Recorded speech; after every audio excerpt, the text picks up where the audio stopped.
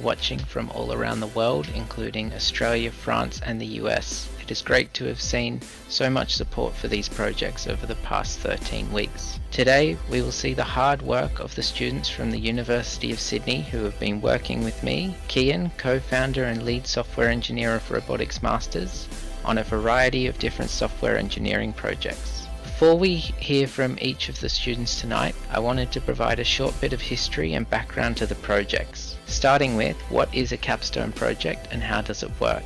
Each semester the university asks for industry partners, which could be any company or individual, to come on board and mentor for final year projects. These projects we will see tonight are conducted in collaboration with Sydney University Engineering and IT faculty, with students from all disciplines of computer science, engineering and physics. Through Robotics Masters, I have been and continue to be an industry partner for Sydney University for their engineering and IT projects. This is my third year running these style of projects. Previous capstone projects that I have been involved with included self-driving cars based on neural networks and SLAM using the Donkey Car and MIT platforms. The Donkey Car platform, which the current students have been using and building upon today, is a small-scale self-driving car platform developed for hobbyists and students to help build up skills in the AI and automation fields. The MIT race car platform was developed by MIT University but has become popular for learning about more advanced robotics applications such as ROS, SLAM, depth maps and more. This was the project I did while I was at university. This grew into something much bigger, which we will get to later. Other projects have included the Teleporter in collaboration with Ben Sand, another industry partner, which involved building a full virtual reality experience for remote work. Mentoring the Rebuild the Internet project, again with Ben Sand, a project designed to take several popular or commonly used applications from the internet and completely rebuild and reshape them to improve productivity. And finally, a variety of capstones based around autonomous drones using ArduPilot.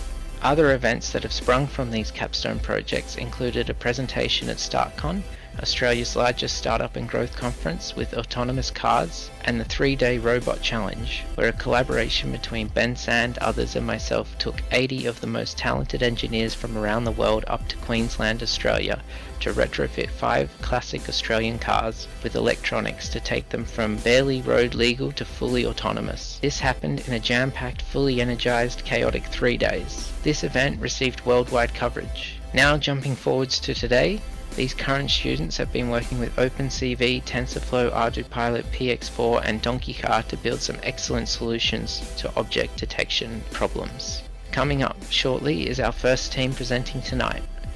Please stand by as they begin their presentation.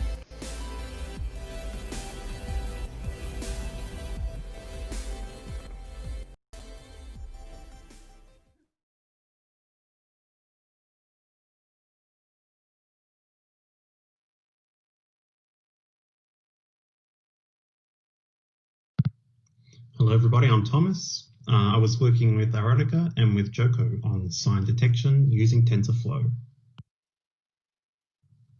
We were asked to use a machine learning package called TensorFlow. We had a virtual car driving around a virtual track with a virtual camera mounted on it. Images would stream in through the camera, and we basically used our machine learning algorithm to look at the images as they came in and detect stop signs, park signs, left and right turn signs and traffic lights. And when something was detected, the car should act as it should. If the stop sign should stop, left turn left, etc. We were also asked to include some new tracks, which are listed here, and also a new car model. So here's a list of all the things we got done. We got Brabham Circuit, we got Baby Mario Circuit, track 1 and track 2 in the simulator. We got our TensorFlow model working very well. We got a new car model in there. We used cutting edge technology, so even as we were writing our code, the libraries were being updated and we were keeping right up to date with them. We put new signs into the simulator. We wrote a bunch of documentation, handover instructions, and the most important thing is we got the model working in the simulator and detecting signs, the main objective. We faced a bunch of challenges, but they all mostly revolved around the fact that we had a very small and changing team. So the way we tried to overcome this was by keeping in regular contact, very close contact. We would meet up physically every week. We tried to assist each other where we could. where one person was good at something, another person may not have been, and we tried to compensate for each other. And we definitely tried to be as flexible as possible. So you use this agile approach, and that really helped us when changes were requested. We could really change them up quickly and work as required.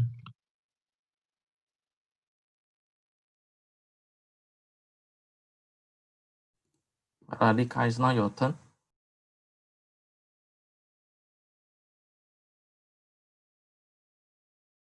Joko, do you want to go second? My video is loading. Do you want to go second with the simulator, or you want me to start? I'll just take 1 second. The video is loading. All right. Now I will show you the demo of the donkey.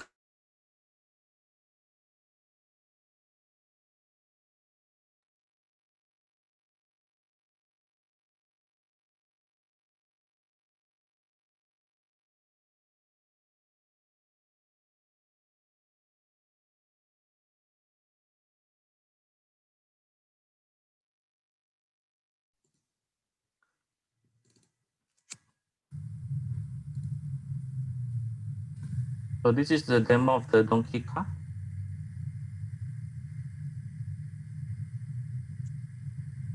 So we will see it driving on the track 1, and there's some sign already implemented.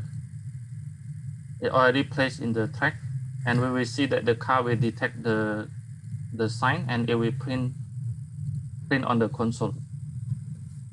So I just make it fast forward.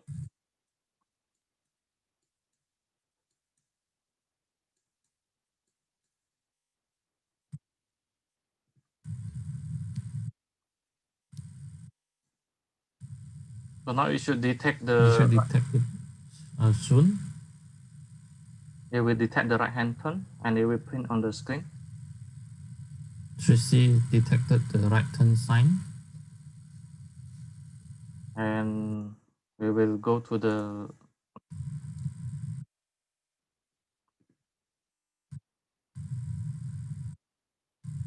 and then it will detect the left turn sign here. We should detect it soon. See it print detected left turn on the console. And then it will detect the parking sign.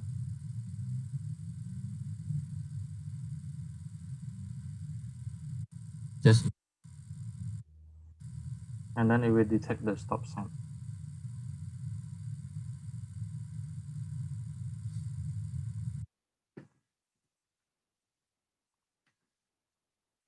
Alright, Radhika, it's your turn.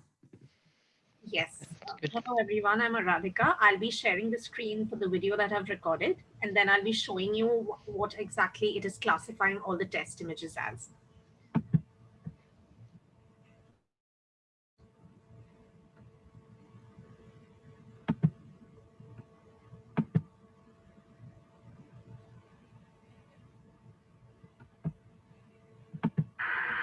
Hello, everyone. My name is Radhika Guha, and throughout the tenure of this project, I have been responsible for writing the TensorFlow code for traffic sign detection. So I'll talk about my most recent Jupyter Notebook project, which is my image classifier CNN multiclass 6.ipyn.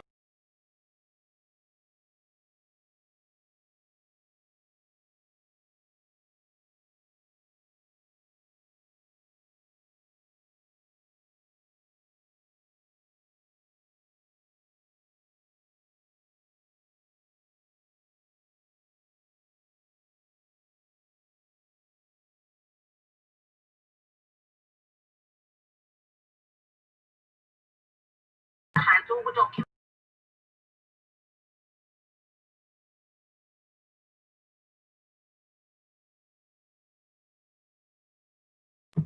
I'll just turn the sound on and run the video again. Just give me 1 second.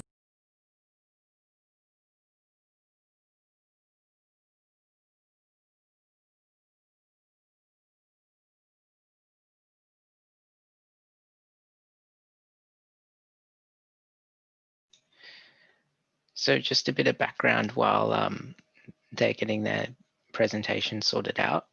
each team was given a set of signs at the start of the project to implement in the simulator and then also detect. This particular team has been using TensorFlow for their detection. So that's what they're showing now, is how their model works.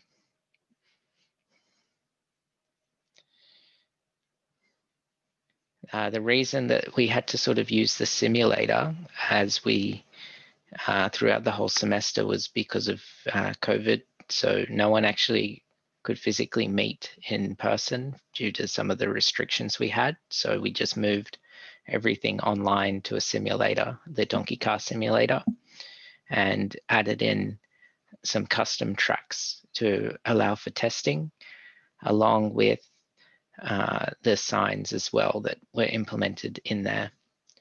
Robotics Masters actually has a real world version of this track as well, with real world signs as well that we have made. So the idea here is to sort of see if we can take the simulated stuff and then implement it in the real world.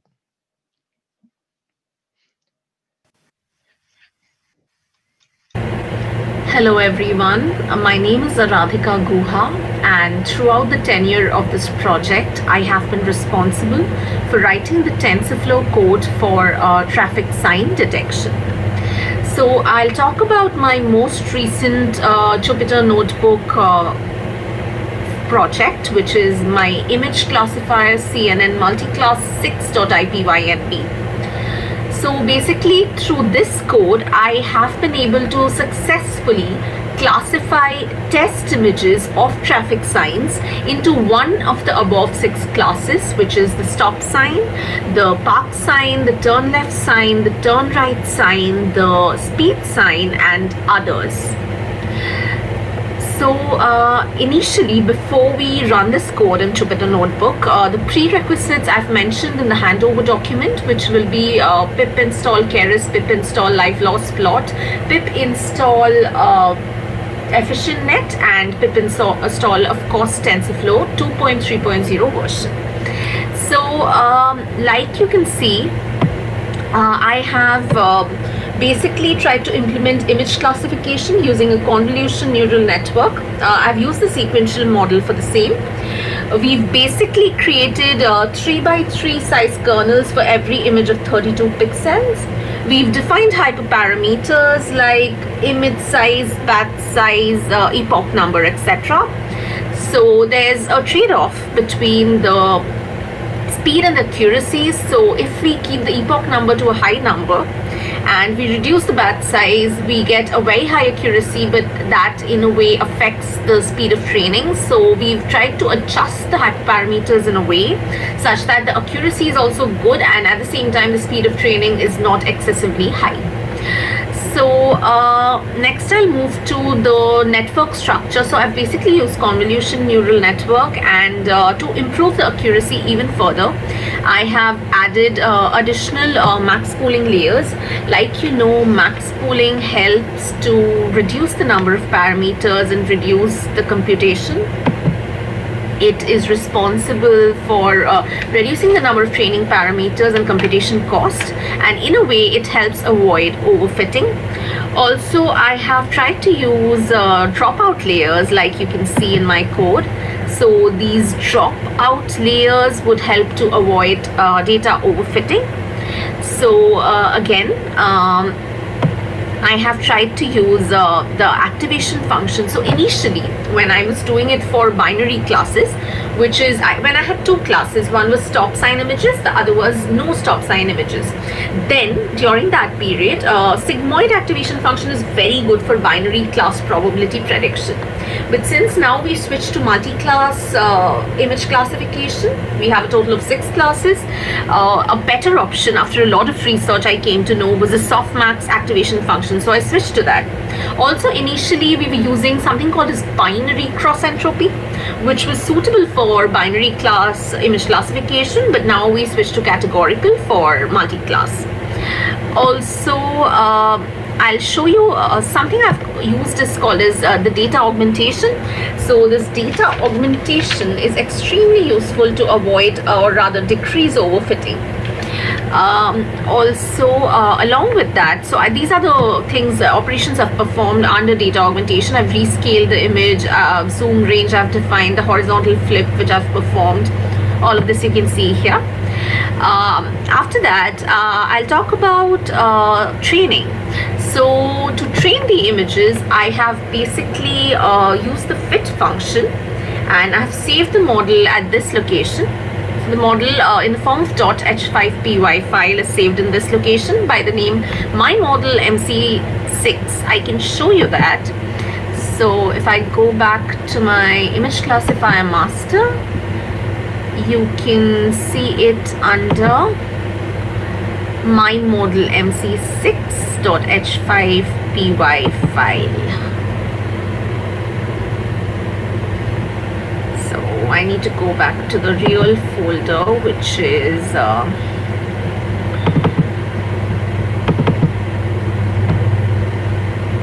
yes, here, TensorFlow image classifier master, yeah, myModelMC6.h5py file. So this is where it is saved.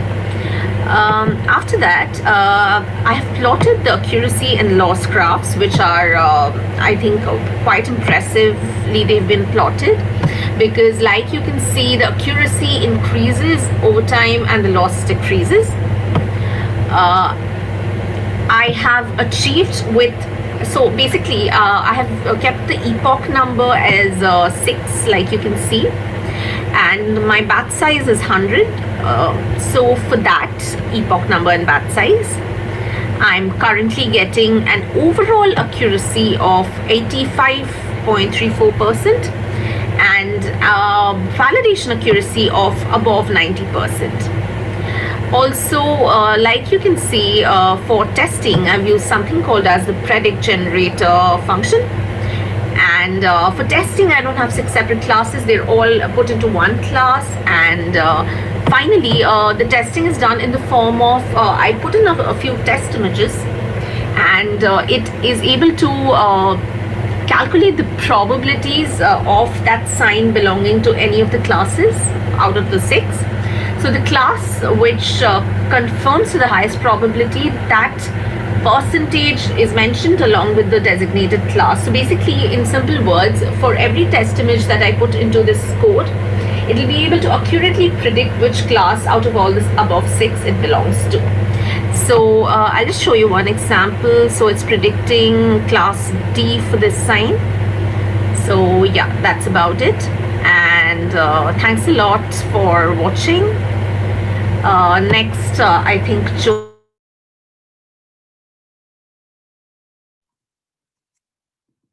All right, so now Hello.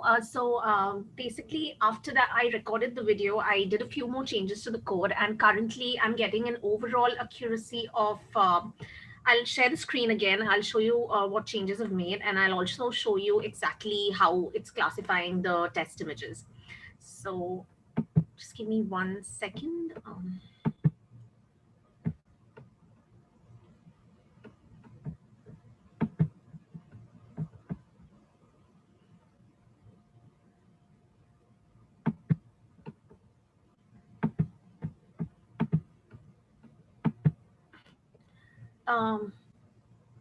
So basically, currently, like you can see, my code gives me overall accuracy of 92%, 92.7%, and a validation accuracy of above 94%.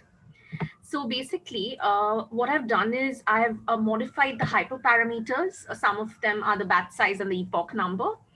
And also, I'll exactly show you that it's classifying the test images correctly. So I have around 127 test images. And like you know, class A is stop sign, class B is left turn, class C is right turn, class D is the park sign, class E is the speed sign, and class F is others.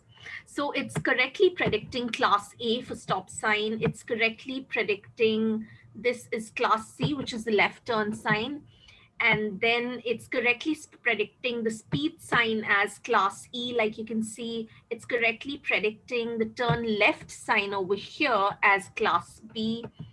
And again, the turn left sign is class B, and again, this as a speed sign. And yes, so yeah, the speed sign is class C again. And yeah, that's about it. Thank you so much for listening.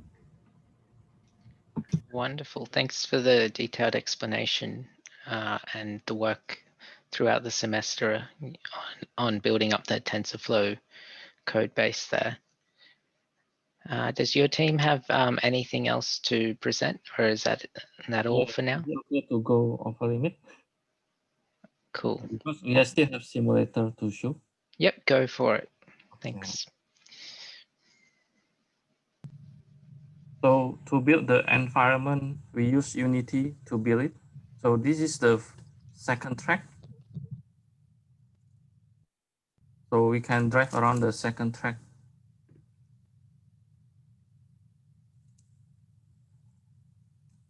By running it on Unity.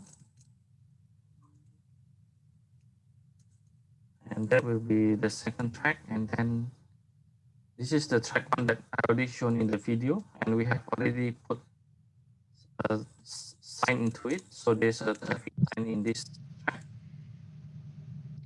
And then there's a baby model track that we created. And this one is using the F1 model car that we have modeled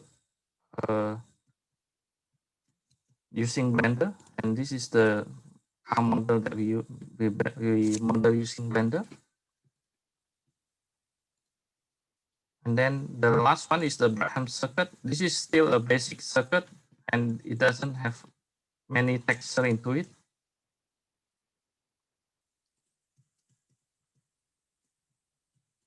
And this is drawn using Blender as well. So we use the map and draw using Blender. All right, thank you. That will be all for the environment. Great. Thank you for your presentation. We're going to move on now to the next team. So the next team we have is an Opencv team in, compared to the TensorFlow team. So they used only Opencv to get the regions of interest in the image and then logic to work out what the sign is. So I'll pass over to them now. Hello, we are Group T13A Group 5, and we were tasked with CP31, sign detection using computer vision. The aim of our system is to implement both real-world and simulated world traffic sign detection algorithms using Opencv without the use of neural networks. Our main problems that we addressed throughout this project were related to improving the detection accuracy of the Opencv sign detection codes, as well as improvements to the simulator through new tracks and quality of life enhancements. The main features we implemented during our project were 4 new tracks were created, a race car was modeled in, traffic signs were modeled in, we added improved code for the 4 initial signs we were provided with, and also created code for the secondary set of signs and traffic lights. We implemented the action response for the detections, and we also tested our code on the sample data and the simulation, which we'll show later in the demo. So for this project, a major challenge that we faced was in our initial understanding of the donkey car system and our research to figure out how we could adapt the system to meet the goals of our project. So in particular, when we were working on our Opencv code, we had challenges figuring out how to integrate it into the donkey car system effectively so that the accuracy was still good for the algorithms and ensuring that the car was reacting like in an intelligent way when it detects a sign. For the stop sign, we used color filtering to detect contours, which were then converted to grayscale for better luminance. These were cropped over a black background and threshed, and from that, further contours were extracted and looped through to find whether or not all sides of a key character were passed through with limited variance. Then, further tests for position, size, ratio, and angle relative to the source area were applied. Former methods included searching for the largest area possible, that was red. For the turn sign detection code, we tried out multiple approaches, including image segmentation using various color spaces, half circles to detect circular shape of the turn sign. However, the technique that worked the best was template matching using the SIFT algorithm. To detect multiple backgrounds, we added a black and white filter to each frame before running it through our template matching algorithm.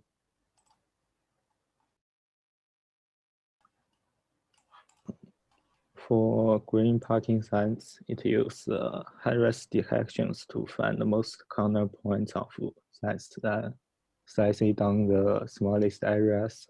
I can estimate the P letters by calculating the color ratios of that.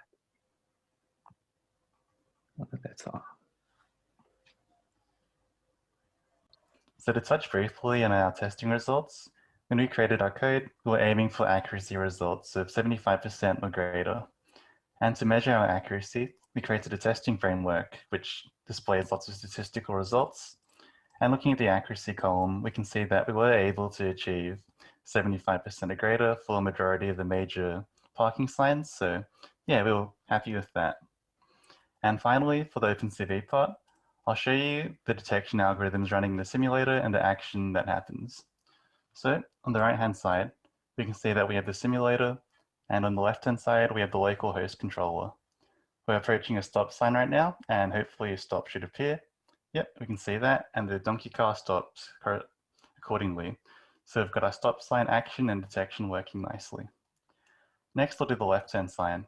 And just to briefly talk a bit more about how our thing integrates into the donkey car framework, we have a part which is supplied by Keon, and these two lines show where the detection algorithm is looking for a sign. So here's the right turn sign. We saw it said right, and the donkey car is doing the right turn action. So that's working nicely too. And next, we'll show off the left turn sign now. So this one's a bit closer. We can see we're approaching it right now. There we go, left turn pops up, and the donkey car does the left turn. And then the final sign we'll have to show off now is the parking sign. So here's the parking demo. It's a straight road, we're approaching it. The detection algorithm is going to detect it once we get a bit closer. We can see it said park and then it stops. So yeah, that's a quick overview and demonstration of how our Opencv code works in the simulator for the 4 major signs of this project. So for this project, we were also required to create 4 new tracks for the Unity simulator. 2 of the tracks were supplied by Keon, our client, and 2 of the other tracks were focused on real-world F1 tracks. I'll go through the Keon supplied tracks first. So this is track 1, which was supposed to be designed as more of a challenge stage. As you can see, we've modeled lots of traffic signs so that we can test our Opencv code. And we've also made it a bit more complex with 4-way intersections. To create this track, we basically created 3D game objects like this, apply textures or 3D bitmaps, and yeah, that was basically all that was required for it. So I'll drive through the track a bit so you can get an idea of what it looks like. But yeah, we also saw this track earlier on in the demo where we're showing the Opencv code on it. But yeah, this is track 1. So next I'll show off track 2. So track 2, here we go. This track was more designed as like a simple circuit. And as I go over the wall here, this is what it looks like. So again, we use similar methods to implement it. We just created 3D game objects in the Unity 3D editor, applied 3D bitmaps, and that was basically it. I'll drive through maybe just 1 lap of this track so you can get an idea of what it looks like. But yeah, these are tracks 1 and 2. And I guess next, we'll talk about the 2 F1 tracks that we had to create. So first, we'll talk about the Singapore F1 track. So with the F1 tracks, they were a bit more complex than the previous 2 tracks. Because we had to consider the elevation changes, we couldn't just simply grab a texture and then chuck it into Unity onto a plane. We had to model the track surface outside of Unity in Blender, and then model in all the runoff areas and fences and all that separately.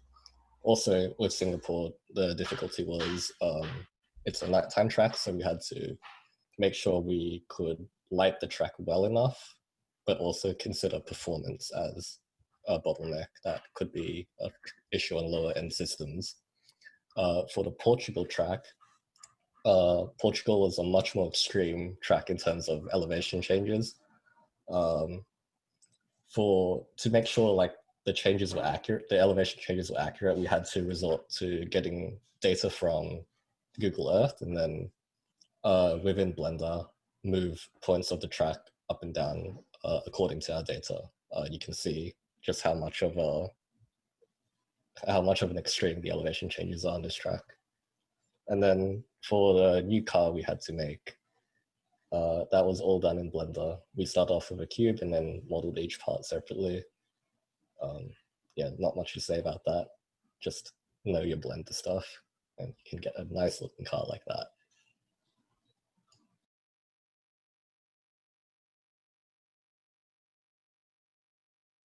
Oh, we also tuned the performance of the car to make it go a bit faster.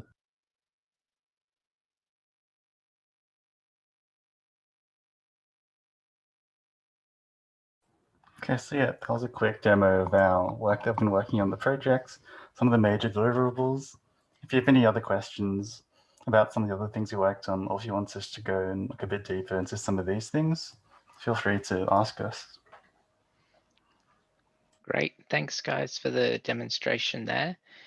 One thing that I was going to ask was, you guys used for your track creation, that was mainly using Blender, or were you guys using the Spline plugin as well? Yep, that was all in Blender. We started off with a plane and then we extruded parts of the plane to match the track surface, and then we extruded the runoff areas and all the grass and all that.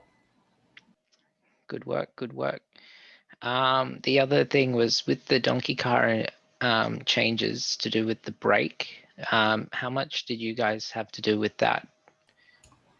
So that was mostly me working with you and other donkey car maintainers to figure out like what needed to be changed, and then basically what I did was I had to run through, figure out how the donkey car was sending values over to this Unity simulator, and then once I figured that out, it was basically collaborating with you guys to make sure the changes were fit for the donkey car.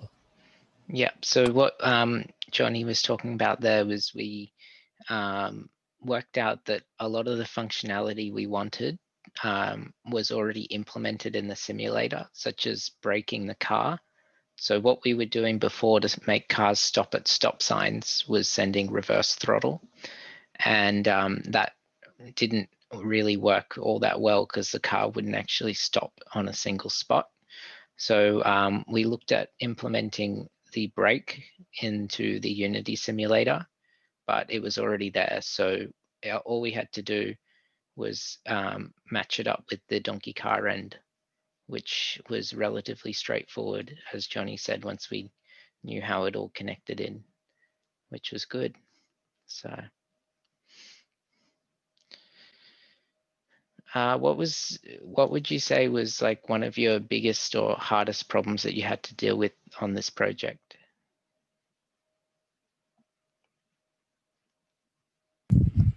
Would probably be to do with how we would convert our code and make it work in the simulator itself.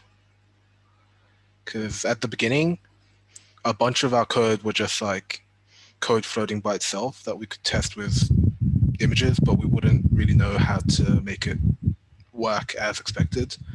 But after those couple weeks of collaboration with you and other people, I think we got it down, and that was like the hardest hurdle to overcome. Yeah, so I think definitely integration was one of the key problems that we had with all the teams, but eventually we got there, so that was good. Great. Thank you guys for your presentation and answering the questions. We're going to move on now to the next team. So just changing tack a little bit. So this next team was doing a similar project, but focused on drones. So they were still doing the sign and object detection with Opencv and TensorFlow. However, they were using Gazebo, PX4, and a whole lot of other drone libraries. So I'm going to pass over to them now, and they're going to run through their demonstration.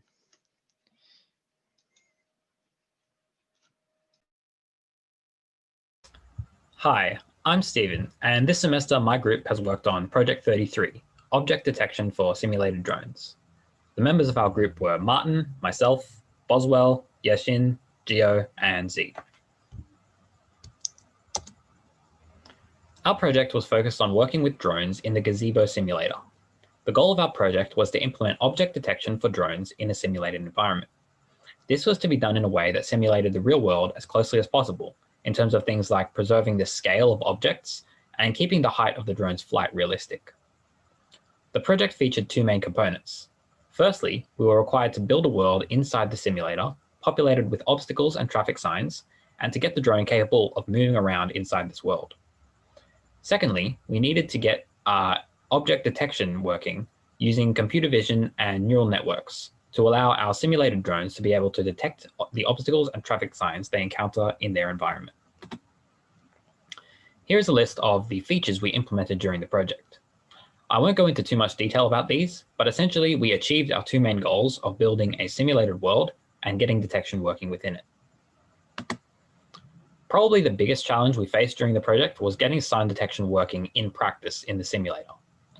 While we were able to get sign detection working reasonably well for still images using only a neural network, we struggled for a large amount of the project with getting accurate sign detection on full frames taken directly from the simulator. We overcame this by rethinking our detection structure, adding in an extra computer vision layer to our detection framework. This allowed us to identify regions of interest in the live frames from the simulator and feed only these regions into our neural network. And this improved our accuracy on live images by a lot.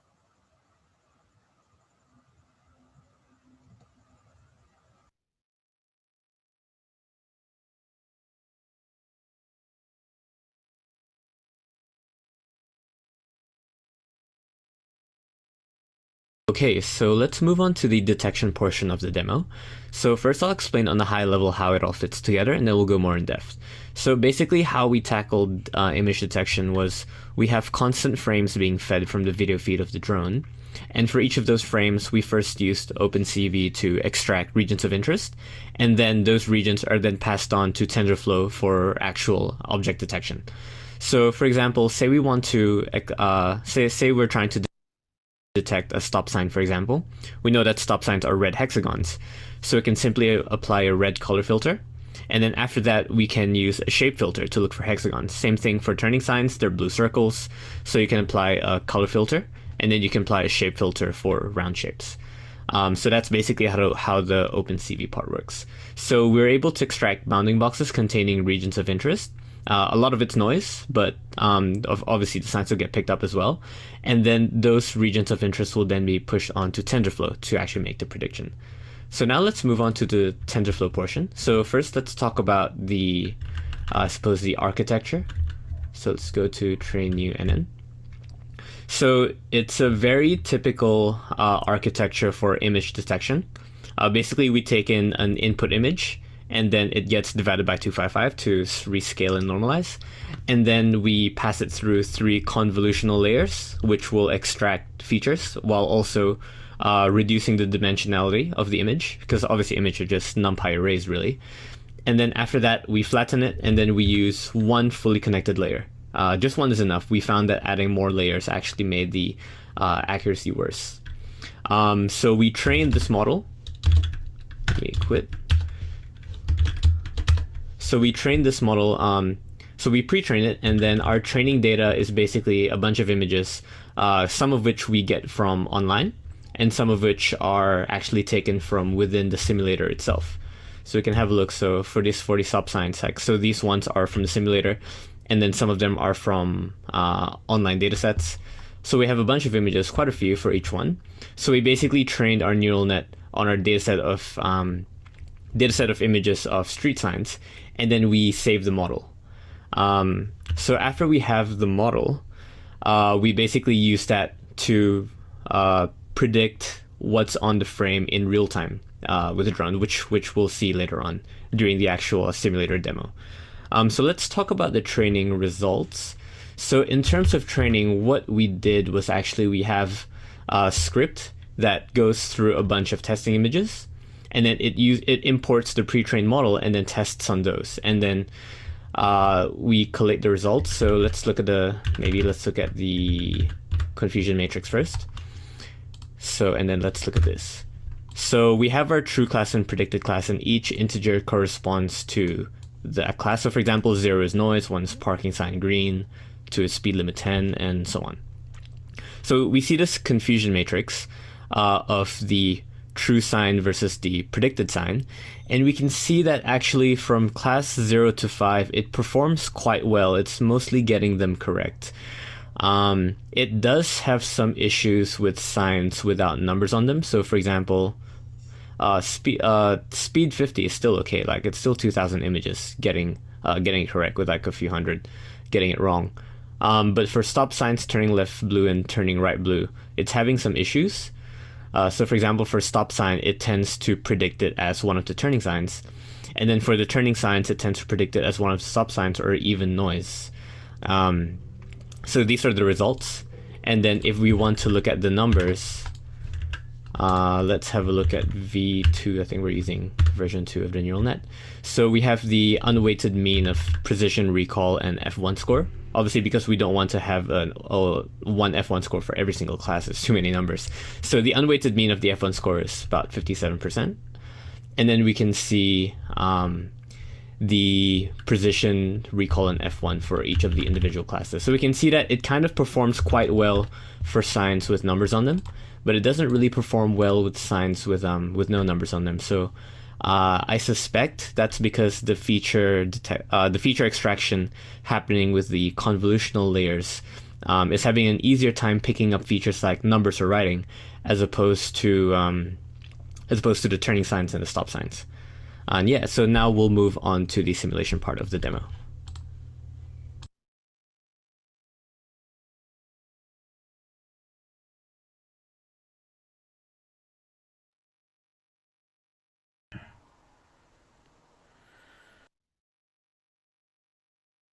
Taking over from Chi, perhaps I'll talk a little bit about the real-time object detection. So basically, Chi's already talked about how we fly the drone. There's an extra control, which is the close bracket, where basically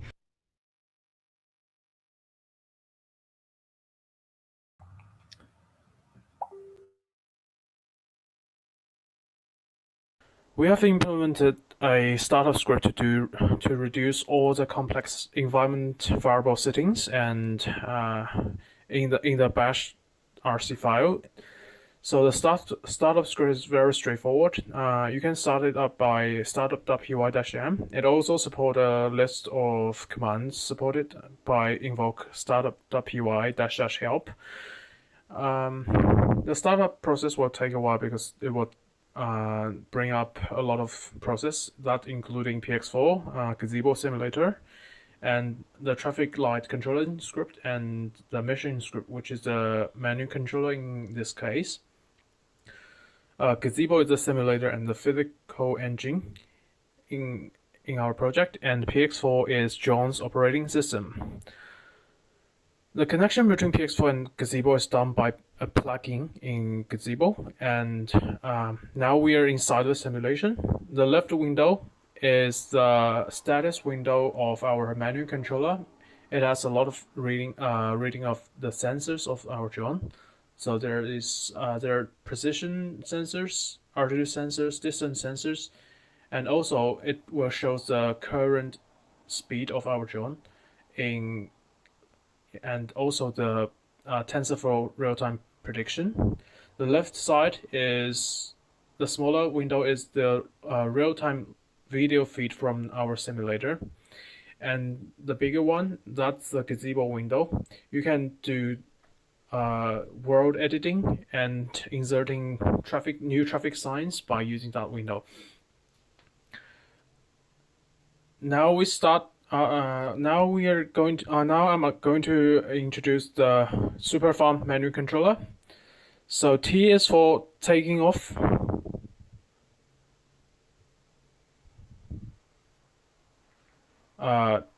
Then we can use WAS to flying around. W is for flying forward. S is for flying backward. A and D is for flying left and right. F is for flying downward, and R is for flying upwards. Also, you can use J and K to turning left and right.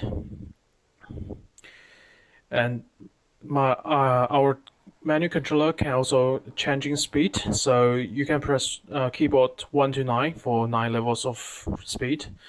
But when you're doing the real-time TensorFlow prediction, just don't fly too fast, because Opencv won't work in that high speed. And you can see in this world we have a lot of buildings and trees and signs. So we found this world from the internet, but there's no signs in it. So we made the signs by using Blender and made texture for it and put it together and insert it into the world. You can see the world for now. It's not very big, but it's complex enough for our simulation. We also have a map of all the signs in the simulator. Yeah. Now we come to the signs and do some real-time predictions. The turning signs here. Yeah, you can see the turning. You can see the speed limit sign here. The TensorFlow has given out the correct prediction. Although it has some noises. So yeah. Sorry.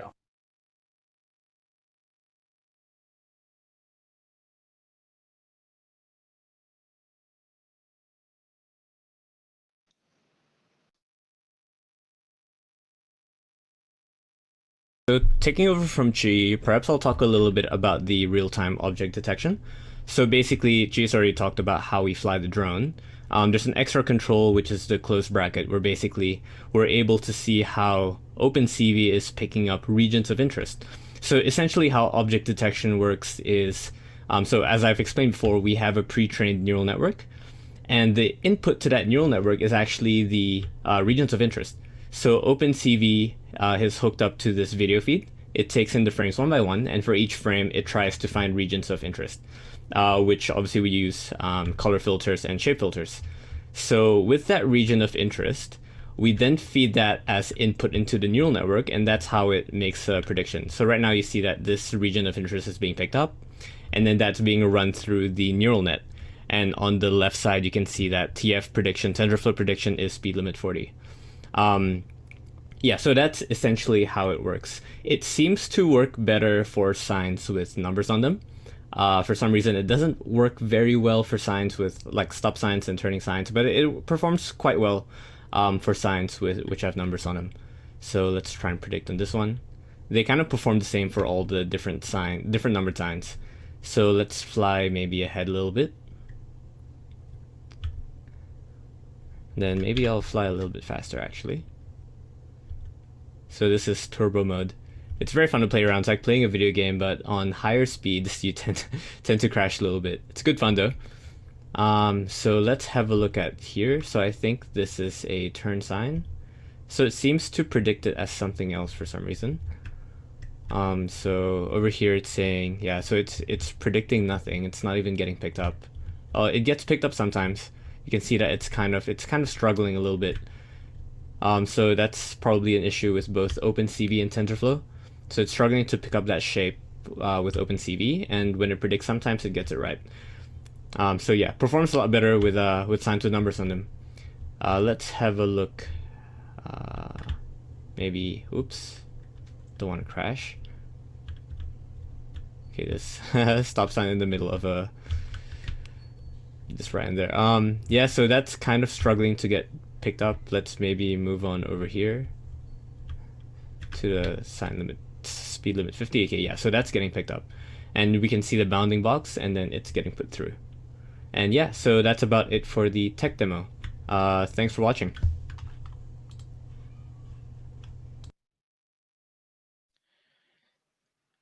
Thanks guys for putting together that demo for us. It's very interesting following your progress compared to all the others as well. I know that you guys had a lot more challenges with getting the drone stuff up and running particularly Gazebo, working with PX4 and some of the other environments. So is that it for you guys for now? Yeah, that's pretty much our demo. Great, thank you very much. We're going to keep moving along. We're going to move on to CP34, which was another drone team. However, this team was doing a completely different project.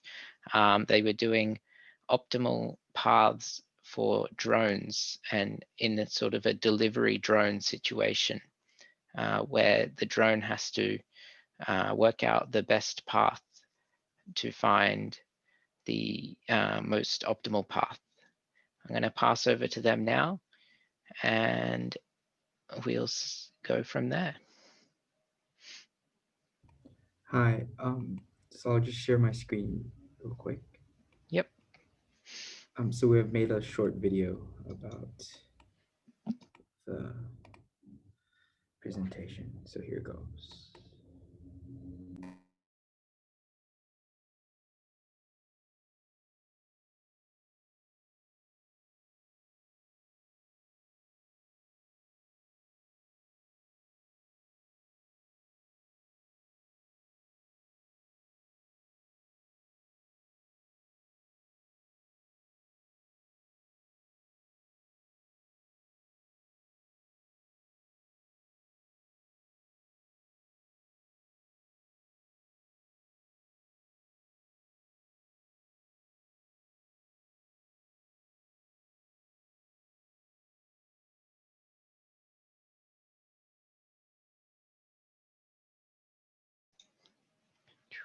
We'll just give them a second to sort out their technical issues, and then we can go from there. Oh, sorry. Is it not sharing?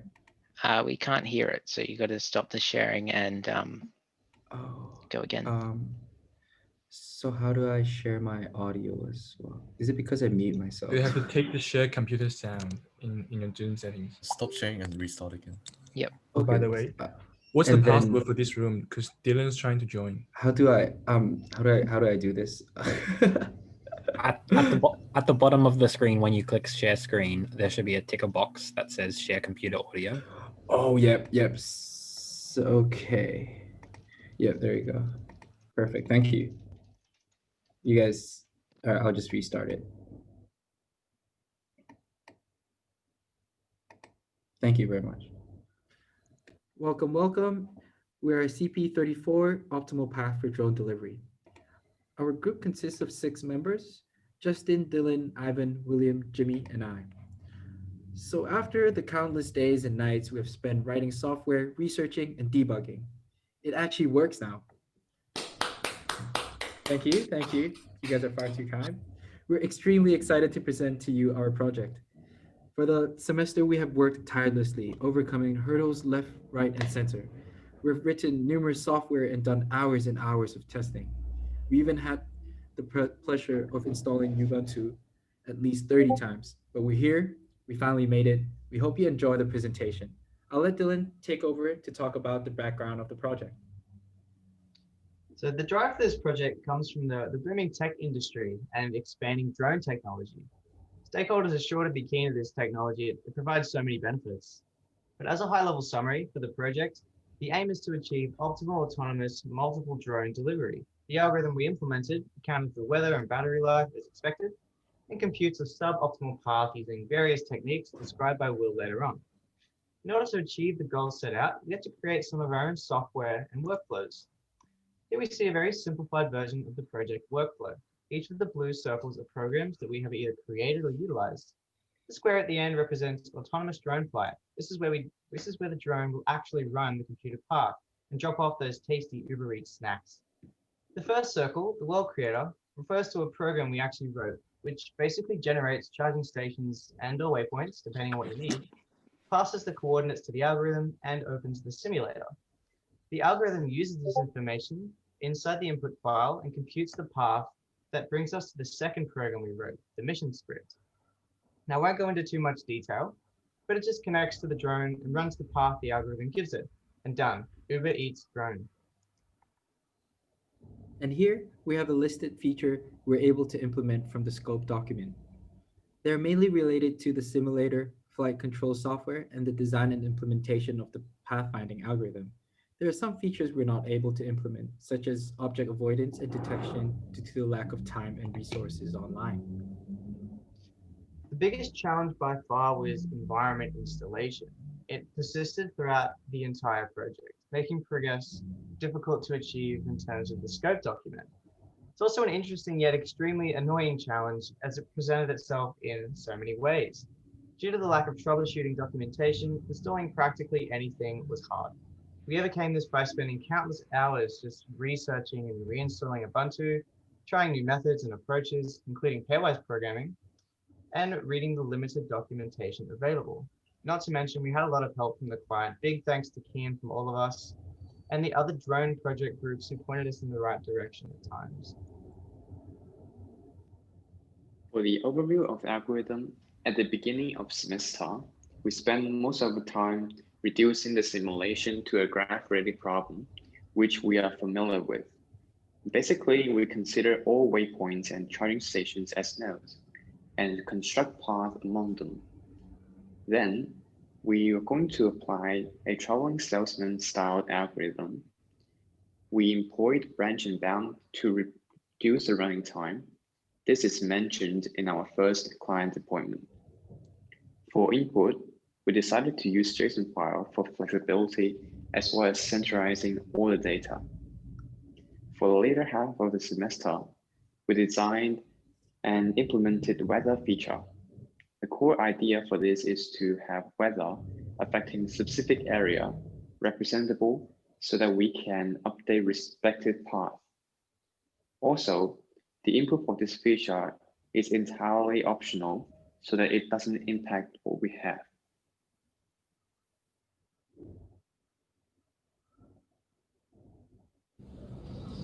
We use this diagram to demonstrate the algorithm testing framework. Essentially, we are using shell script to run the main program multiple times given different input JSON files, and we compare the output files with expected files. If they match, then we have a passed test case. So we use this build.shell to automate our testing process. So let's say for test numbers 1 to 11, for each test numbers, we run the Python 3 main.py programs, and we specify our input JSONs and output JSONs file. And then we compare our output JSON files with expected output. If there's any difference, we then output the test numbers. So here's a quick demo.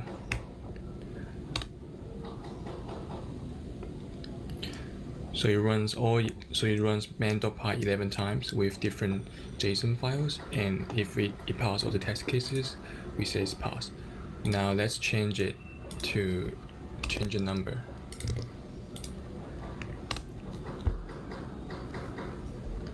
So now we can see what goes wrong in test case 1. This is how we're gonna test our code. And for each test cases, besides input and output JSON files, we have expected diagrams and input diagrams for all the test cases. So this is the diagrams for input 1, start to finish, and this is the expected output.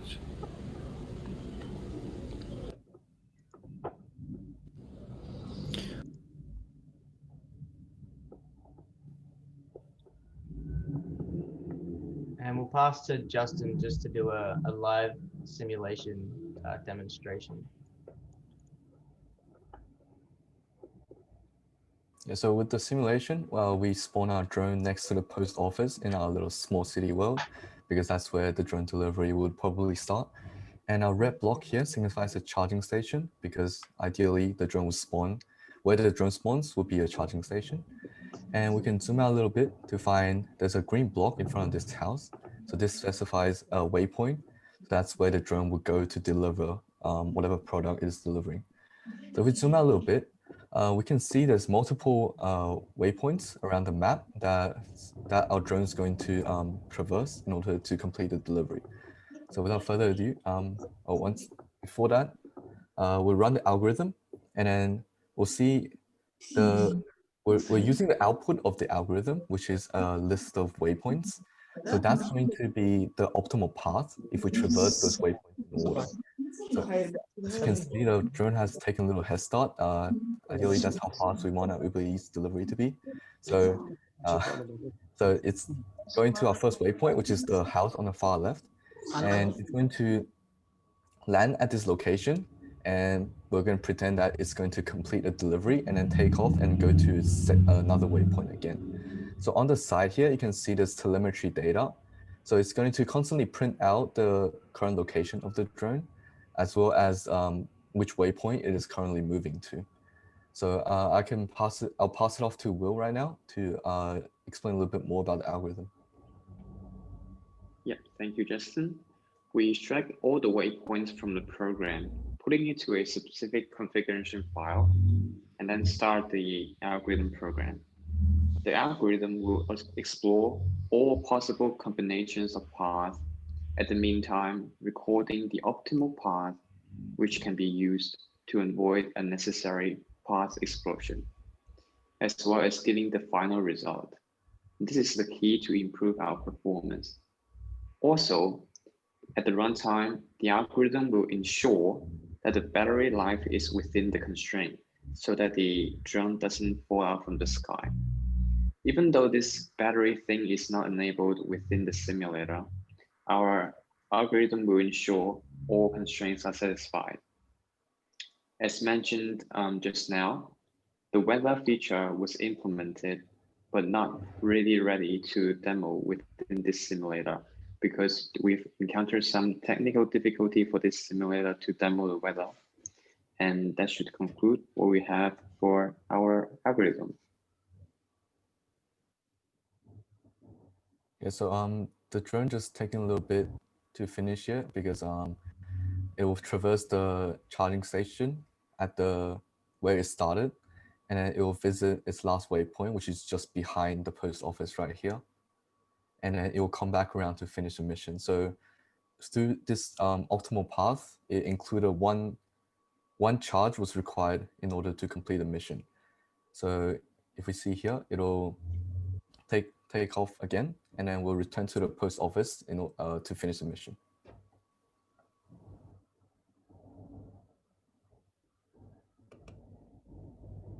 Okay.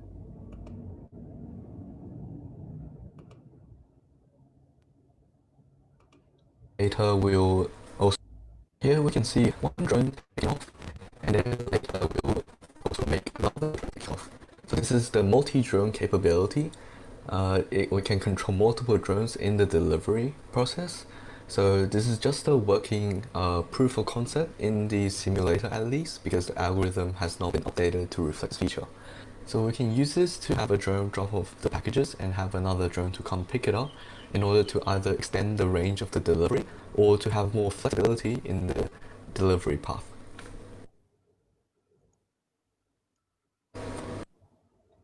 Thanks for watching. I'll accept any questions you guys have. And that's pretty hey, much the whole video. That's great. Thanks, guys, for your demonstration. I know that you guys had a lot of challenges being the only team sort of working on this project. You guys have made absolutely amazing progress throughout the semester on this one. I believe it was probably one of the more challenging ones that we had on offer this semester. So really good job, and thanks for all your work and the presentation this evening. Thank you. It's my pleasure. Problem.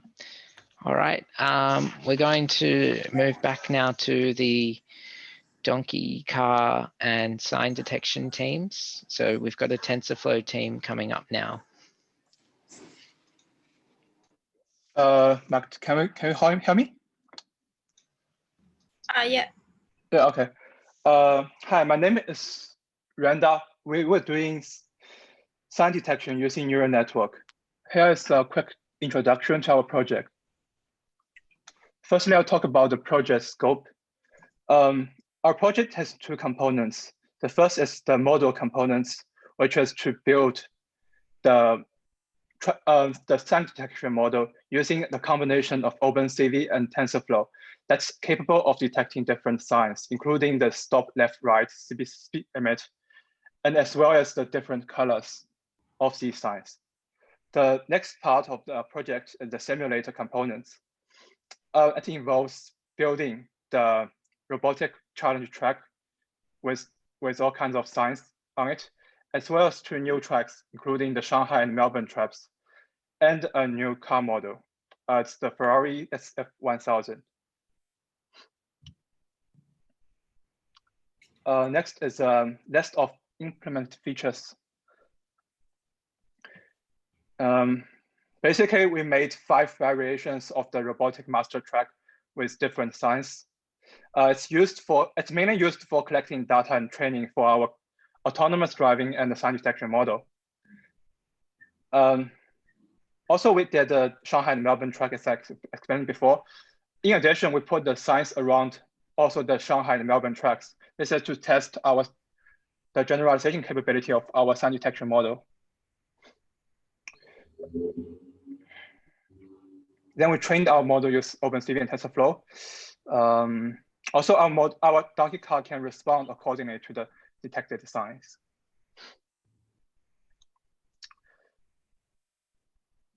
Finally, I will talk about one of the biggest challenges that we faced during our project. It's about the generalization ability of our model. So firstly,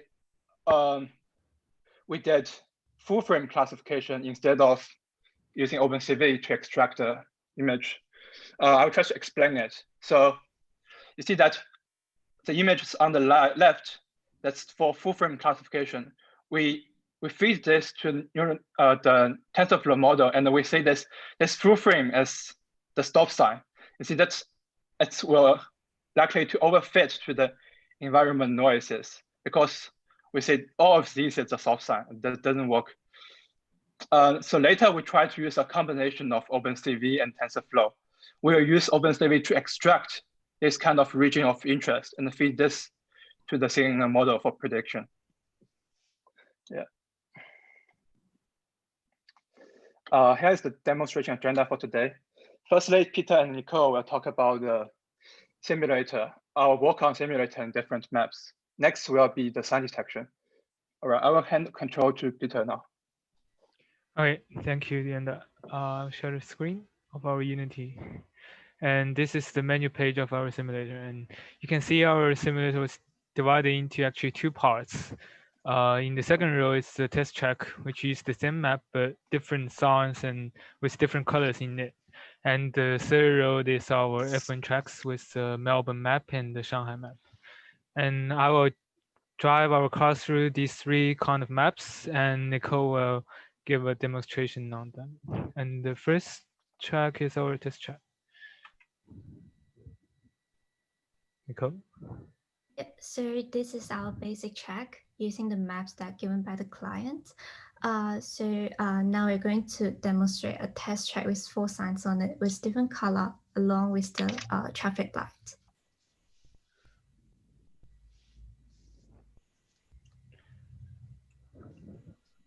So we have 4 signs. The first one is the stop sign. Also with a blue right turn sign.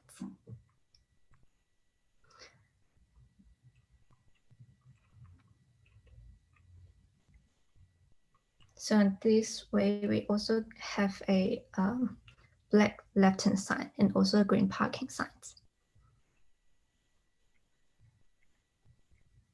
Okay, now we'll move on to the F1 Shanghai track.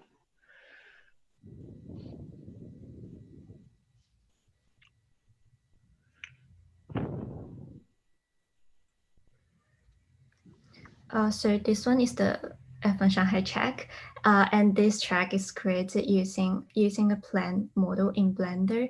The track image is created using the Photoshop. All materials on the track, for example, the stadiums, on the nice right-hand side. And the starting gate we just go through are created using Blender as well. Since none of us has used Blender before for model creation, we actually spend a lot of time in building models, such that for this stadium, we spend a lot of time in orienting the chairs and doing the color. There is an issue with exporting colors from Blender to Unity. We found that at the end, we need to bake the color in Blender if we try to use certain surface that's unavailable in Unity.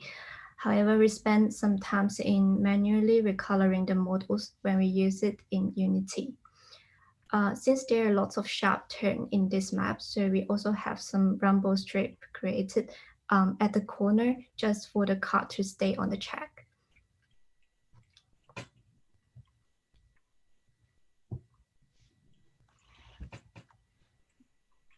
Okay. Now we'll move on to for Melbourne track with the lake.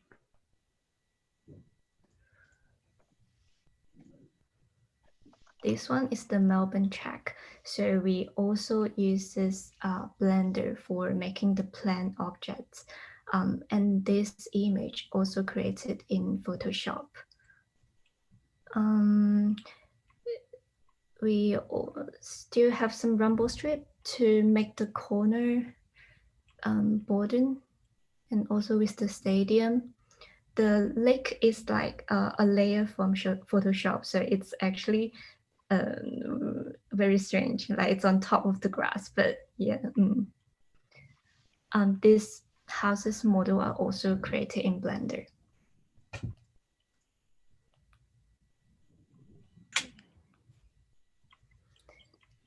So now we are going to introduce how we created the card model.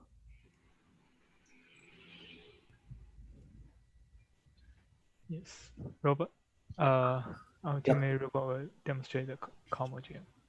Hey everyone, my name is Robert. So the car you're seeing right now is a replicated Ferrari SF1000 model. So we built this model by finding a free blueprint of the car model online, and then we modified its appearance on the surface in Blender. So first, we painted the whole surface with a red color, and then we wrapped around a lot of sponsor images and logos on the surface of the car, so that the car will look very close to the real world car. Yeah, and we also use the original Donkey car as a platform, and we just replaced the Donkey cars module with our this SF1000 car module, but we keep the origin Donkey cars, world collider, and other stuffs. So to make sure our car can run properly and turn left and turn right properly. And we didn't change the camera. We just keep it invisible from the main camera, so it can't be seen from the main camera. It's really strange if there's a camera up there. Yep, and that's it for our simulator part. Thank you. And I will move on to hand over to Yuanda for the sound detection. Okay.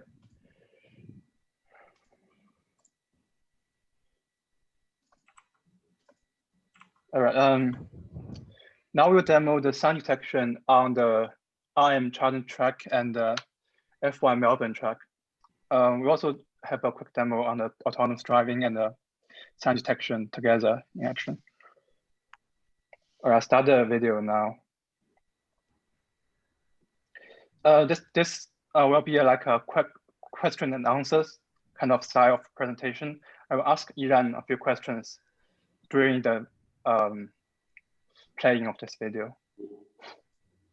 All right, okay. Iran, could you quickly talk about the disadvantages of our initial approach, which is doing the full frame classification, and why we changed to use a combination of Opencv and TensorFlow?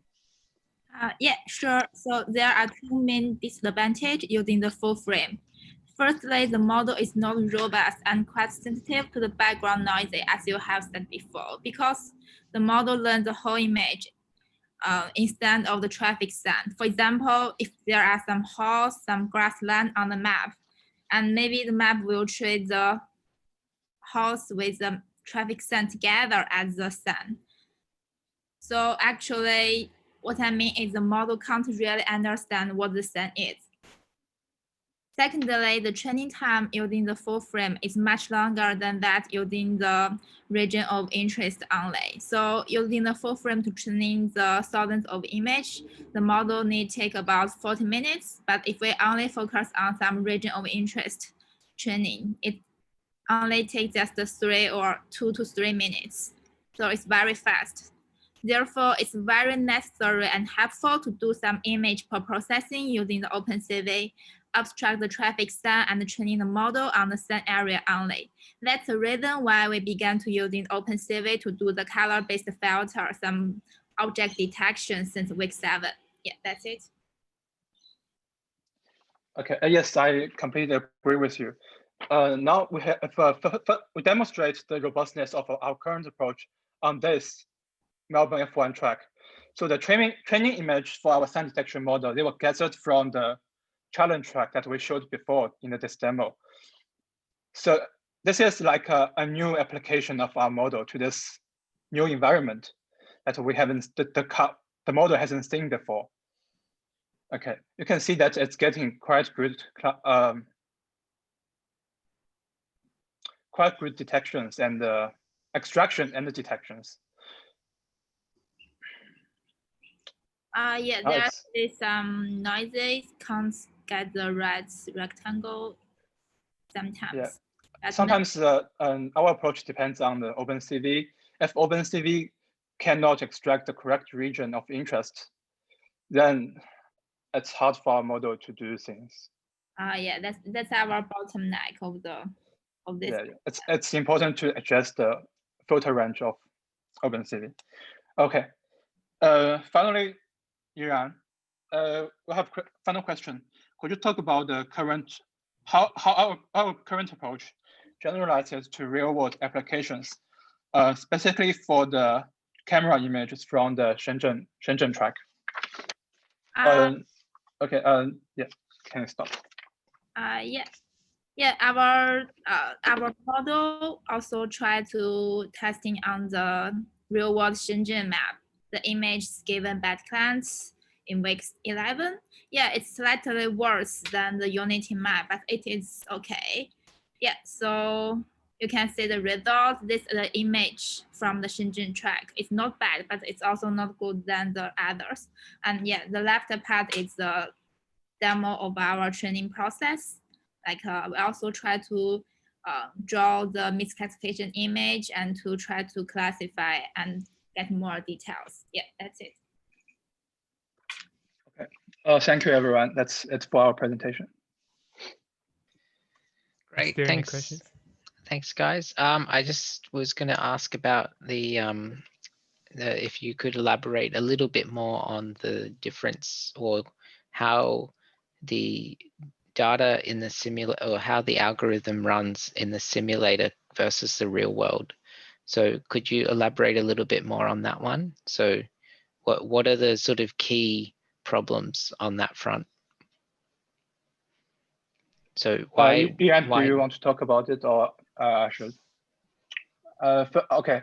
So with real world applications, it's our approach depends on the Opencv. So we need actually Opencv to extract the region of interest, and it's related to the color filter range. And for example, if also we extract actually the largest area in the frame. So if, for example, in the frame you have a large blue background and also the blue turning sign, then the Opencv sometimes cannot extract actually correctly the blue turning sign. And real world, the signs all have different colors because of the lightening effect and things like that. So it really depends on Opencv. It's really the bottleneck. Yeah.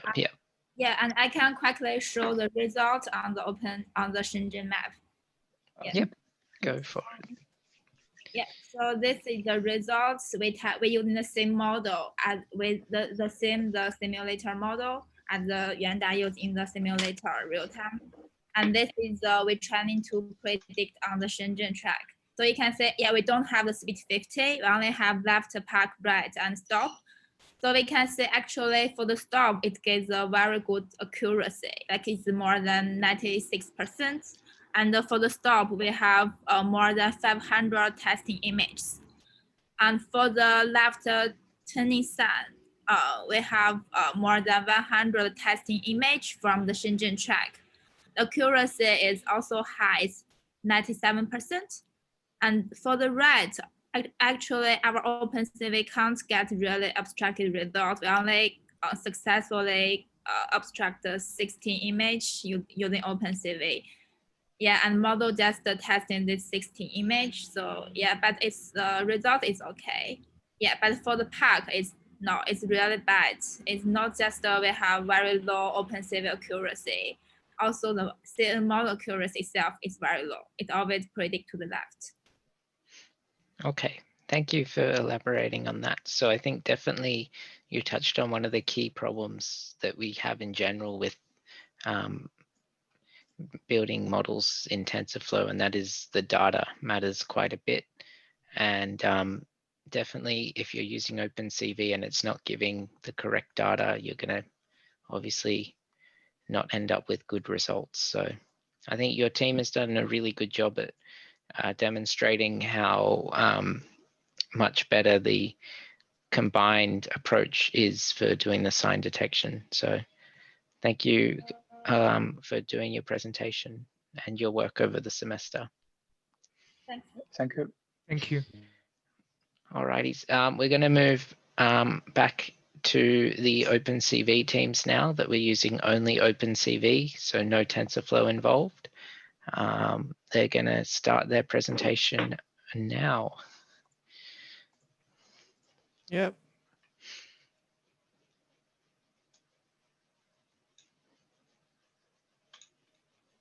Can you see my screen?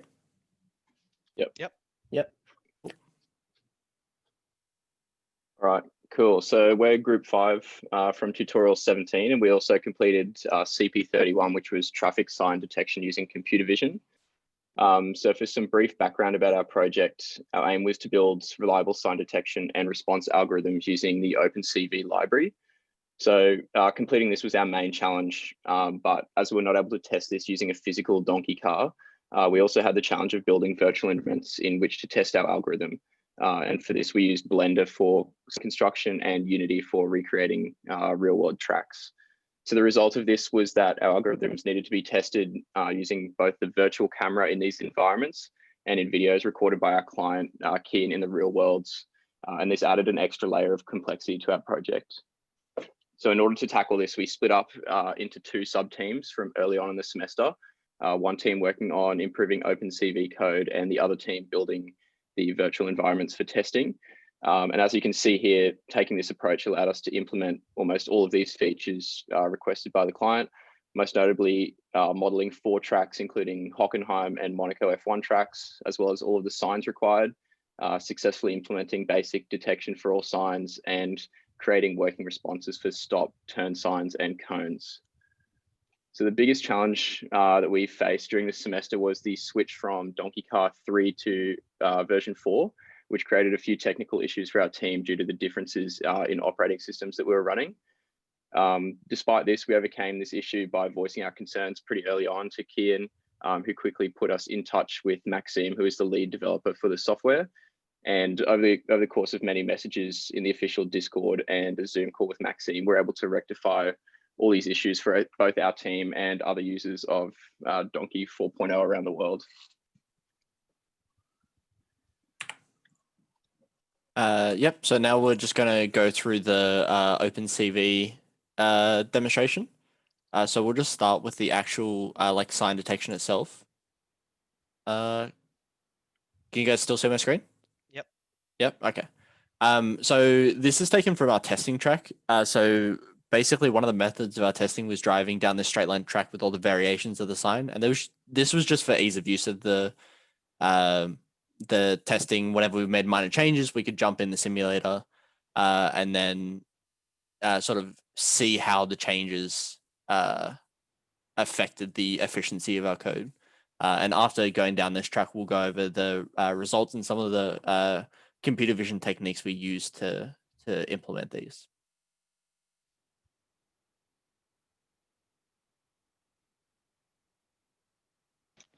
Right, so in total, how many signs did you guys implement in Opencv? So we had the arrow and the circle turn signs and the 2 color variations of that. So that's overall we had 13 signs. We had okay. We'll demo them a bit later. Yeah, with the simulator part. With the simulator. Great. Yeah, and then we finish off on stop sign. Yeah, and I'm just going to go over our results now.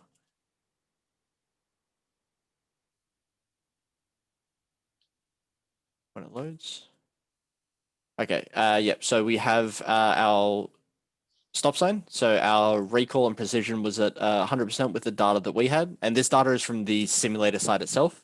For stop sign, in terms of techniques, we use contour detection, edge detection, binary masking, as well as approx poly DP functionality. It should also be said that all the signs we used the built-in morph close, which uses a combination of dilation and erosion, as well as color masking for each appropriate sign. For cone detection, we also had quite high recall and slightly lower precision, but still quite good. For that, we also used approx poly and edge detection and binary masking. For the circle turn sign, we had issues with the turn signs getting high recall and high precision. But the techniques of the circle turn sign we used was simple blob detection. And originally we tried to implement Howe transformation as well as Kenny edge detection, but then got rid of that in favor of the simple blob detection. For the arrow turn, we used edge detection and binary masking, Howe transformation, and approx poly DP functionality. And then so we also have the park signs here and all the different variations. We have quite high recall and precision rates. And for this, we predominantly just use color masking and contour detection. And the other method of testing we had was using, sorry. Yeah, so the other method of testing that we had was using a large sum of images from the real world tracks to identify the success rates. And this was so that we could identify how well they transition from the simulator to the real world environment. And then now we'll just go to the response code. So, and then Winston's just going to be talking over this part. So, yeah, this is, I'll just go straight to the stop response. For responses, we manipulate 2 of the 3 inputs in Donkey, which would steering and brake. We didn't touch throttle that much. So this is the stopping response. So after we detect the sign, which it should do as it starts driving, we wait until we get closer to the sign before stepping on the brake, and we'll wait for 3 seconds before giving ArduPilot back to the car, control back to the ArduPilot. Yeah. And then this is the cone response. So when we detect the cone, it's already pretty close. So once we detect it, we steer left, and then when we pass the cone, we steer back right. And once we're back on the road, we straighten it up and then give control back. The next sign is turn sign. For that, we had to use stop sign to test the response because turn sign detection wasn't too reliable. The concept is similar to cone, where we just turn to the right by changing the steering, but we keep turning until we're perpendicular, which we'll see soon.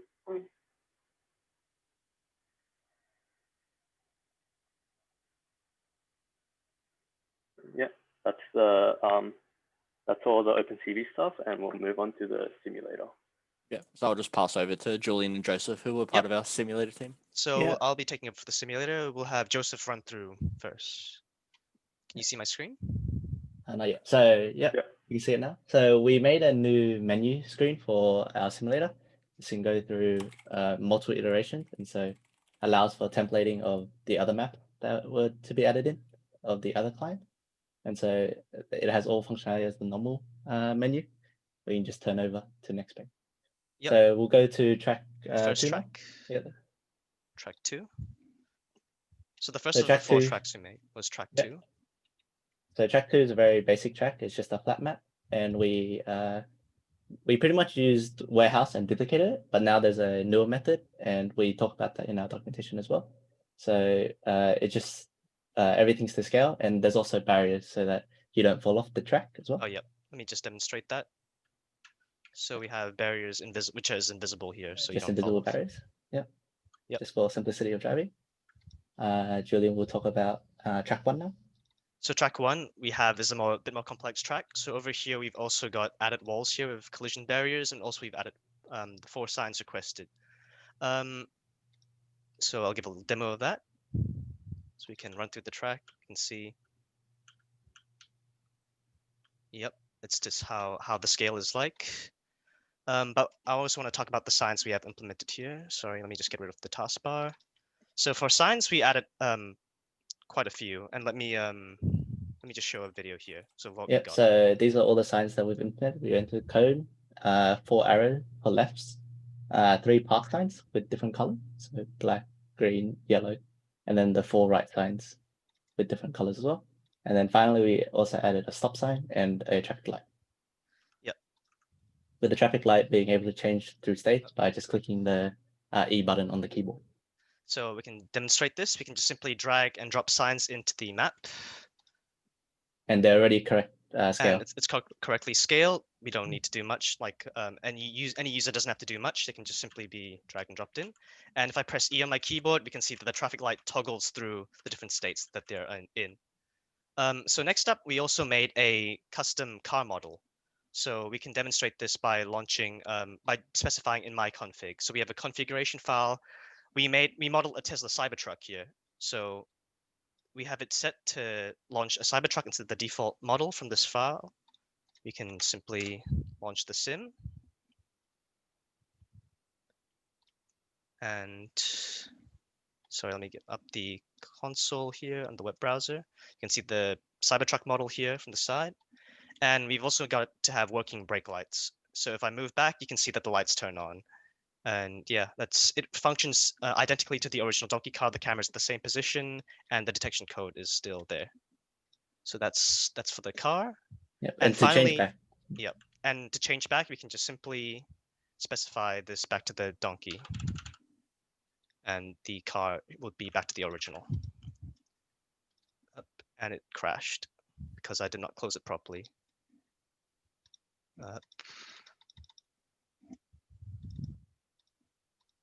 Okay, so finally, let's go to the F1 maps. So we were in charge of modeling 2 maps, Hockenheim and Monaco. For the Hockenheim, we took the approach of using spline mesh to create the roads. I think Joseph will talk about this. Yep. So spline mesh is just a free asset given to found in the store, and we saw that it had a lot of functionality, and so we liked using it because it had easier testing because we could literally change things in Unity and click the play button straight away and see what it looked like and see if we liked it or not. So we could do good quality tests really quickly doing it instead of doing it in Blender where you had to export it over and it took just a bit too much time. The advantage of spline mesh is that also it works with height elevation. So adding height to your track would also be much easier. And you can also see that the fences on the side of the track were also automatically implemented by spline mesh. So it's a useful tool for automatically generating like side fences if you want. Yep, so we can see kind of an elevation change here. I won't go through a full drive through, but I'll just demo the track through on a bird's eye view. It does take a little while to load though, so that's, I guess, a bit of a disadvantage. It's a bit more processor heavy with this method, but I think that it's a very valuable method to have for custom track generation. So that's the whole track here. And for Monaco, we basically... Did you, just sorry to interrupt, did you guys fix up the red barrier implementation on the red and white stripes on the other track? Or is that still, you have to manually make another spline for it? We had to make it another spline. Sadly, that we couldn't find a functionality to make it for that. Okay. It only appeared at one spot. Yep, no worries. All good. Yeah. Yep. So the what Keen's talking about is the curb here. So these can also be added via spline mesh as automatically generated, but it's a lot more harder to do. Tedious. Yeah, it's a lot more tedious to do. So on to Monaco. Yep. So with the second track Monaco, we took a bit more time detailing it out. So it's a smaller map, but there's a little bit more height elevation changes. So we basically took the same method of spline mesh and we auto-generated the fences on the side, and the heights had to be manually set. So this is the second track. We also added water here, as you can see, and up here. Yeah, we tried to make the track as realistic as possible. Yep. The issue with the buildings, though, is it does introduce a bit of frame lag. It's not that bad, but it has noticeably slightly lower frames than Hockenheim. It still runs around 50 FPS versus about 120 for Hockenheim. But it does look a lot nicer than the first map we have. And yep, that I crashed there, but yeah, but you can kind of see the height elevation here, where it's mostly. Yeah, so those are the two F1 tracks we've added in. So yeah, those are the two F1 tracks that we have. All right, thank you for listening to our presentation, and yeah, I guess that's it.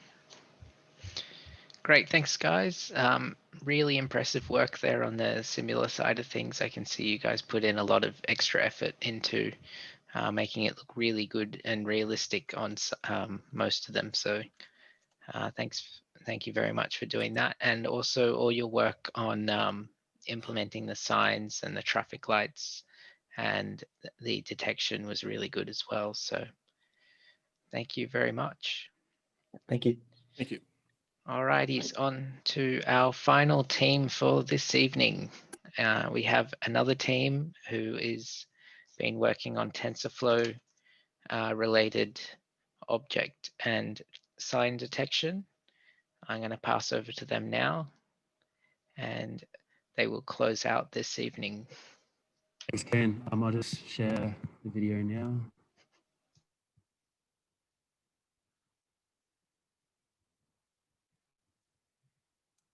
Hi, we're Team 15A4, and today we're here to showcase our work this semester for traffic sign detection using TensorFlow. Our team consists of Manfred, Callum, Ben, Will, Zalbo, and I'm Jared. The scope of our project can be broken down into two major goals. First, we needed to make improvements to the donkey car simulator. This includes the addition of 4 new tracks, with an improved and documented method for importing them. We also created a new car, as well as 12 new signs and objects, and added the ability for objects, specifically cones, to be placed randomly throughout the track. The other major goal was to detect these signs and objects. We had to train a neural network to identify them and implement the appropriate responses, for example, turning at a turn sign or stopping at the traffic lights. Here's a complete list of the features that were implemented for reference. There are a lot of challenges within this project, but the biggest one we came across was the steep learning curve that came with the use of all these new tools. Throughout the project, we needed to learn how to use TensorFlow, Unity, and Blender, not to mention the existing Donkey Car and SD Sandbox simulators. We were all new to all of these tools, and there was a lot to learn. We spent a lot of time pair programming, a lot of time on Zoom calls, and a lot of time searching through online tutorials. There were a lot of resources shared, not just within our own team, but with other teams as well. In the end, it all came together. We finished the project successfully, and we'd like to show you what we've achieved today. So the first thing we want to show off today is our neural network for traffic sign and object detection, which was one of the core deliverables of our project in which we sunk a lot of time and resources into. We did this with TensorFlow 2 by retraining a classic detection model, ResNet 50, on our 17 classes, which included 12 color and shape variations of signs, including left and right turn signs, park signs, and a stop sign, as well as different activation states of a traffic light and traffic cones as well. We packaged all our code together into a single module that we then imported into the donkey car simulator, but which could be really imported into any TensorFlow 2 compatible environment or simulator. In order to develop or get our training pipeline working, we had to acquire a whole bunch of data from the simulator and then manually label it and give it bounding boxes with a program called Label Image. We then went and built some graphs that would help us assess our confusion between classes and our accuracies as we train different models, and our final model actually obtained almost perfect offline results. We then moved into the simulator for some live tests, which we did on all of our classes, and we found that most classes performed really well, with the exception of the traffic lights, which had a lot of misdetections, and green did really poorly, and there was a little bit of blue and black sign confusion. We also wanted to assess the accuracy of our model and viability in a real-world setting, so we trained our model on the German benchmark dataset and actually obtained inference accuracies of over 90%. Later on in the semester, we got a dataset from a real donkey cart in Shenzhen, and while there wasn't really enough data to retrain a model, we just tested our simulator model on this real-world dataset, and surprisingly, we actually got some decent results, as you can see on the left. I've also picked out some bad results where you can see the real world features like the person being confused. We think though that with the German dataset experiment and with our high accuracy simulator results, that if you were to train on a decent dataset from the real donkey car, that we would see some of the similar high accuracy inference results. Okay, so here we have the stop sign. So what we do is we use some geometry to work out how far away the sign is. We use similar triangles and we work out a ratio between the height of the sign and the distance it is away. And with that ratio, we can work out when the car in this example is 0.97 or less than 1 unity unit away from the stop sign. So when we're that far away, we come to a complete stop for 3 seconds. And then another 5 seconds after that, we get this stop cooldown met, okay? So that cooldown is just to ensure that we don't stop twice at the same stop sign. Now, in the parking sign example, it's very similar. So we get to a certain distance away. I think it's 1.5 units away from the parking sign. We come to a complete stop. And then there's a pre-programmed maneuver that we do to get inside the parking space that you can see here.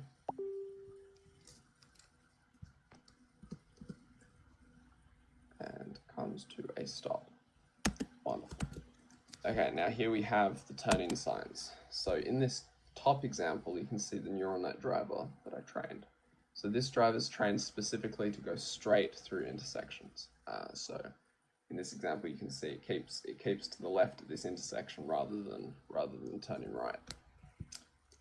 Now, when we introduce signs into the example, the car detects the sign and then it takes a weighted average between what the neural net driver is telling it to do and what the sign is telling it to do.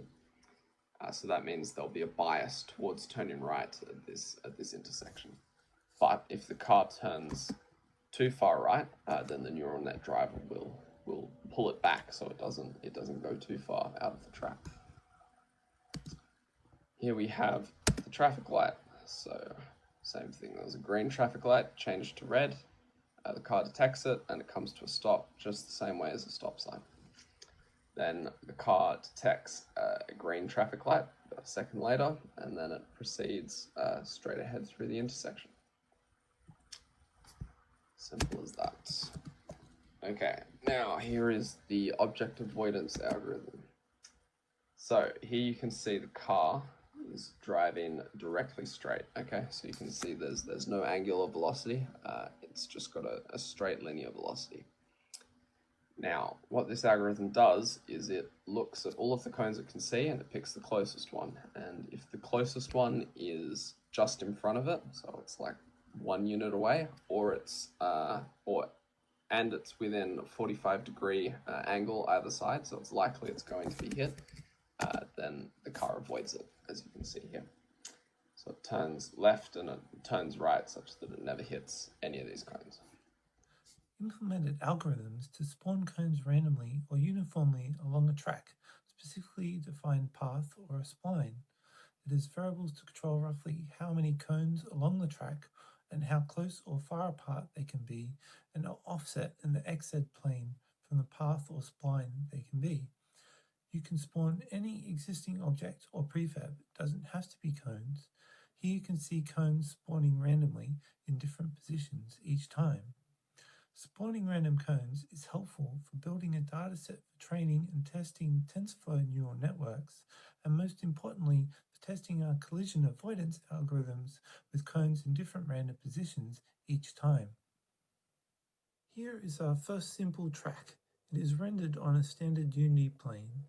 The rigid ground is invisible and is much larger than the track, so that if you drive off the road, you can drive back onto it easily. You won't fall off the plane and have to restart. We have found this feature helpful during testing, as without it, it is easy to fall off during the tight turn at the top right of the track.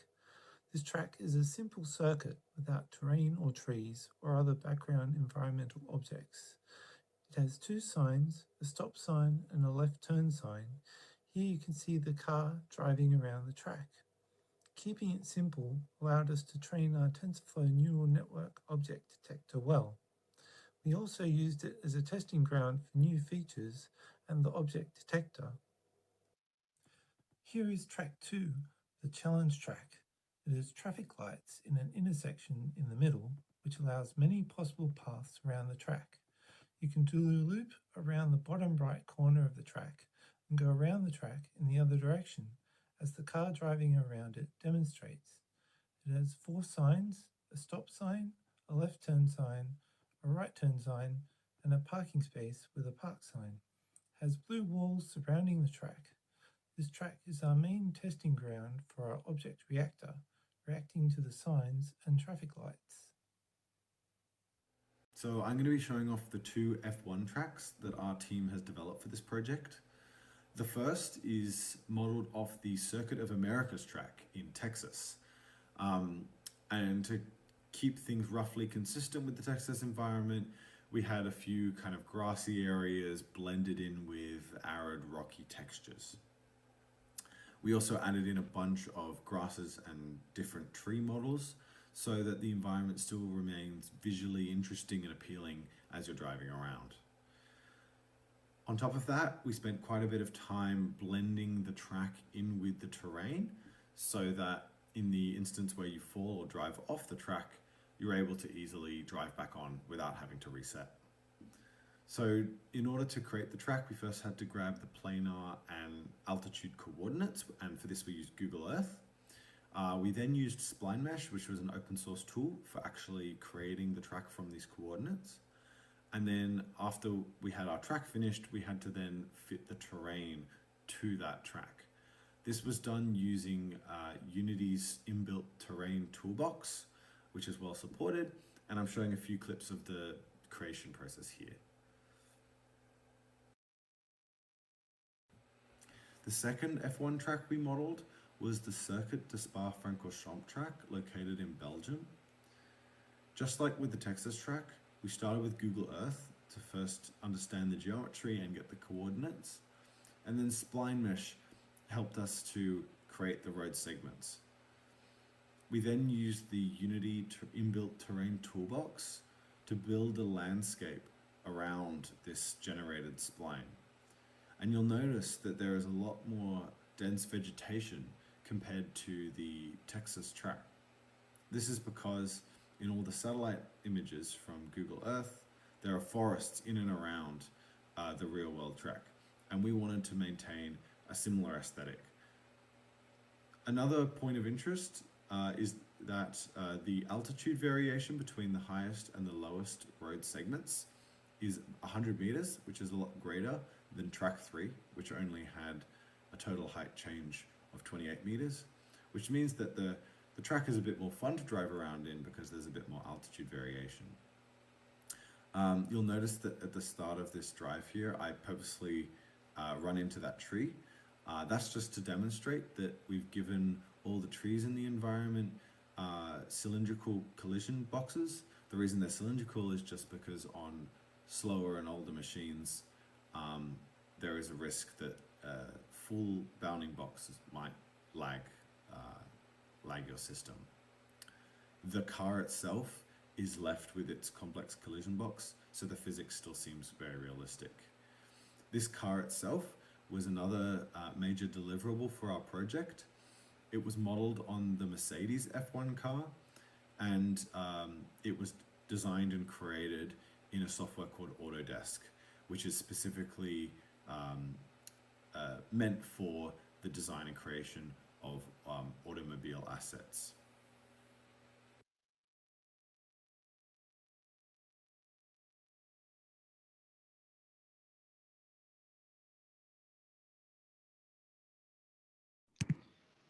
Thanks, Ken. Thanks, guys, for that presentation. All good.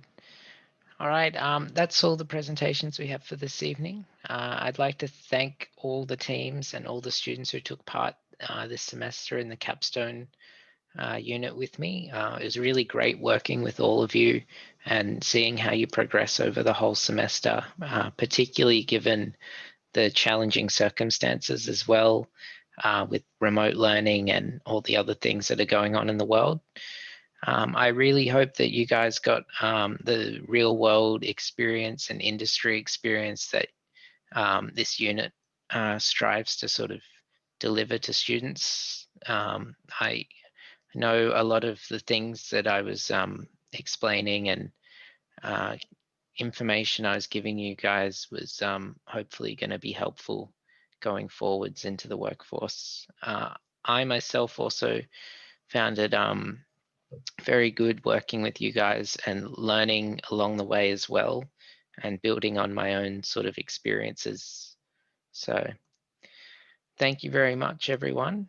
And hopefully you all achieve the marks and everything that you want associated with this unit.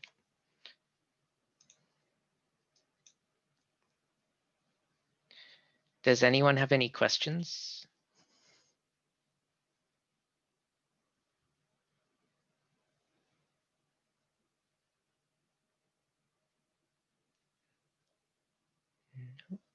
The formal part of this presentation is now concluded, so I'm happy to talk with any of you guys about anything that you want to talk about or anything else.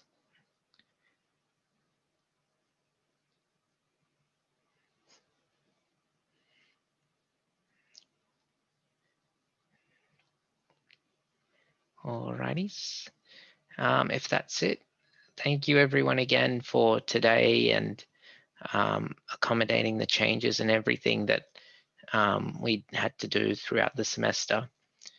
If ever you need anything from me, feel free to add me on LinkedIn or send me an email or anything like that. I'm happy to help you guys out going forwards as well with any challenges or help that you need with anything like that. So I think we'll conclude the meeting there, and if you have any outstanding deliverables, could you please just send them through in the next few days? That would be great. All right, thank you everyone. Thanks, Ken. You have a good evening. Thanks, Ken. Yeah.